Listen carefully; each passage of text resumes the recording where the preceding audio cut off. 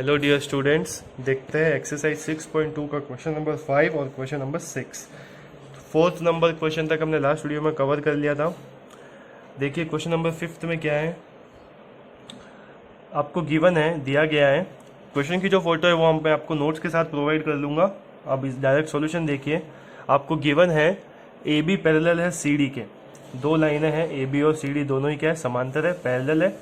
कोण का मान दिया गया है ए पी क्यू मतलब ये वाला कोण बराबर 50, पी आर डी ये वाला कोण कितना है 127।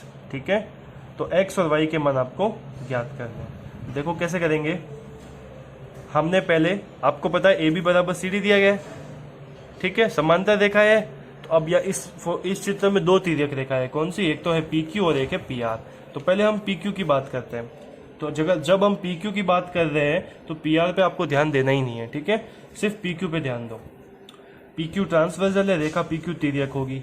तो देखो ये जेड बन रहा है, जैसे जैसे मैं बोलूँ वैसे देखते जाना। A P Q R Z बन रहा है, तो ये कोण और ये कोण दोनों क्या होंगे, बराबर। मतलब एक्स किसके बराबर होगा, 50 डिग्री के। रीजन क्या होगा, एकांतर कोण, अंतर एकांतर कोण, यानी कि इंटीरियर अल्टरनेट एंगल। क्यों हुआ इक्वल, क्योंकि लाइंस पैरेलल है। तो x का मान जो है वो किसके बराबर आ जाएगा, ए पी क्यू के। और ए पी क्यू का मान क्वेश्चन में पहले से दिया गया है 50 डिग्री, तो x का मान आ गया 50 डिग्री। x का मान तो निकल गया। अब y का मान कैसे निकालेंगे, देखिए। अब y के लिए आप कौन सी तिर्यक रेखा लोगे, पी आर। पहले कौन सी ली थी, पी क्यू। अब आप लोगे पी आर। तो पी आर में क्या देखेंगे हम, देखिए ये z बन रहा है, ए पी आर डी बन रहा है। मतलब ये वाला कोण ए पी आर किसके इक्वल होगा, पी आर डी के। ये कोण और ये कोण, ठीक है, ये देखो यही लिखा है मैंने, ए पी आर बराबर होगा पी आर डी के। तो ए पी आर जो एंगल है वो दो छोटे छोटे एंगल से मिलके बन रहा है। ये वाला, ये पूरा कोण दो से एंगल से मिलके बन रहा है। कौन सा, एक तो y और एक 50। तो y और 50, ए पी क्यू और y, तो ए पी क्यू है 50 और y equals to 127। P R D की वैल्यू क्वेश्चन में पहले से ही आपको 127 दी गई है, तो ये 50 उधर जाएगा, 127 में से माइनस होगा, तो आंसर y की वैल्यू आपको मिल जाएगी 77 डिग्री। तो x और y आपके आंसर मिल गए, x 50 डिग्री और y 77 डिग्री। ठीक है, क्वेश्चन नंबर देखते हैं 6th, लास्ट क्वेश्चन एक्सरसाइज 6.2 का। आपकी एक्सरसाइज खत्म हो जाएगी आज। अब देखिए इस क्वेश्चन में क्या है, क्वेश्चन की जो लैंग्वेज है वो मैंने आपको फोटो दिया है, उसमें आप रीड करना, मैं आपको क्वेश्चन डायरेक्टली समझाता हूँ। दो दर्पण है, दर्पण यानी मिरर, कांच है, एक तो है पी क्यू और एक है आर एस। ये दोनों एक दूसरे के समांतर रखे गए, एकदम पैरेलल रखे गए। पी क्यू और आर एस क्या है, समांतर रखे गए, पैरेलल। अब किसी ने क्या किया, कोई भी एक व्यक्ति है, एक पर्सन है, जिसने ए पॉइंट से, सपोज करो एक लाइट की रे इंसिडेंट, मतलब लाइट की जो रे होती है, एक प्रकाश की किरण होती है, उसको यहाँ से मान लो टॉर्च से उसको दिया यहाँ पे लाइट। तो वो लाइट की रे क्या करी, पहले ए से लेके बी तक गई, फिर उस कांच पे टकराई, टकराने के बाद वो क्या हुई, रिफ्लेक्ट हुई, यानी कि परावर्तित हुई, फिर वापस सी पे टकराई और वापस क्या हुई, डी की तरफ परावर्तित हो गई। मतलब ये तो है आपतित, ये परावर्तित, ये फिर से आपतित, और फिर ये वापस अगर ऊपर टकराएगी और वापस नीचे आएगी तो वापस नीचे वाली क्या होगी, परावर्तित। तो एक बात आपको ध्यान रखनी है, यहाँ पे एक साइंस का कंसेप्ट लगता है। अगर आप अपने 10th में जब ये आपतन परावर्तन वाला ये चैप्टर पढ़ोगे, ये अपने इंसिडेंट रे और रिफ्लेक्टिव रे वाला, जब आप मिरर वाला कॉन्वेक्स कॉन्केव ये जब आप पढ़ोगे तब आपको समझ में आएगा आपतित किरण क्या होती है, परावर्तित किरण क्या होती है। इसमें एक नियम होता है। नियम क्या होता है बच्चों, देखिए, जैसे ये कोई दर्पण है और इस दर्पण पे अगर हम एक प्रकाश की किरण को आपतित करते हैं, यानी कि प्रकाश की किरण को भेजते हैं, तो ये उसी कोण पे वापस जाती है।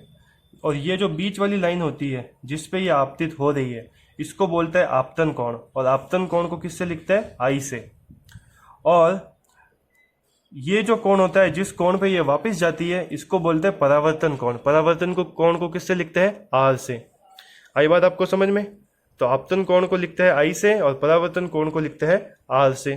ठीक है, अब ये जो किरण है ये पूरी की पूरी परावर्तित हो गई, मतलब इसका कुछ भी भाग नीचे नहीं गया, आई बात समझ में? ये पूरी की पूरी क्या हो गई? रिफ्लेक्ट हो गई।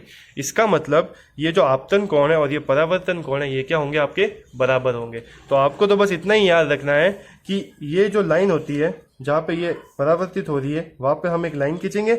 उस लाइन खींचने पे जो दो कोण बनेंगे वो दोनों क्या होंगे? बराबर। ठीक है, इसको बोलते हैं आपतन कोण और इसको बोलते हैं परावर्तन कोण। इसी तरीके से इस 3 नंबर को बोलेंगे आपतन कोण और 4 नंबर को बोलेंगे परावर्तन कोण।